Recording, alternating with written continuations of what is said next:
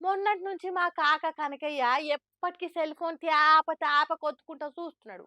అరే ఏమైందే ఊకే చూస్తున్నావు అంటే, గా మల్లిగాని దగ్గర 10,000 అప్పు తెచ్చిన. అవి కట్టాలి కదా! అందుకే చూస్తున్నా బిడ్డ అన్నాడు. పైసలు కట్టుడుకు, సెల్లు చూసుడుకు ఏం సంబంధం ఉన్నది అంటే ఇగో గీ అసలు ముచ్చట చెప్పిండు. పాకాల షెర్లే 10 గుంజలు ఊపితే ఊగుతాయి, పీకితే రావు అన్నట్టే ఉన్నదట రైతు భరోసా పైసల ముచ్చట. ఆ పైసలు రైతుల అకౌంట్లలో పడతాయో, పడితే ఎప్పుడు పడతాయో, పడకుంటే ఎన్నేళ్ళు రాకుంటుంటాయో ఏం క్లారిటీ లేకుంటున్నదట రైతులకు.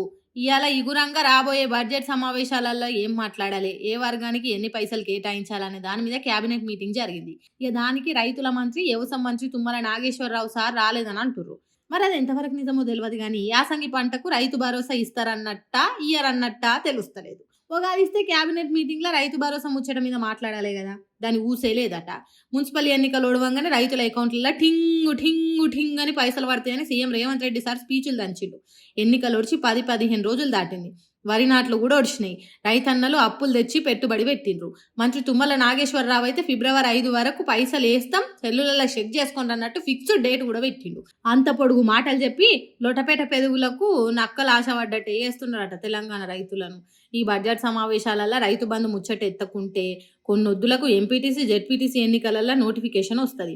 అట్లా కొన్ని రోజులు ఆగాలి. నోటిఫికేషన్ వచ్చింది కాబట్టి ఎన్నికల కూడా ఉంటుంది కాబట్టి రైతు బంధు ఇయ్యలేమంటారు కావచ్చు.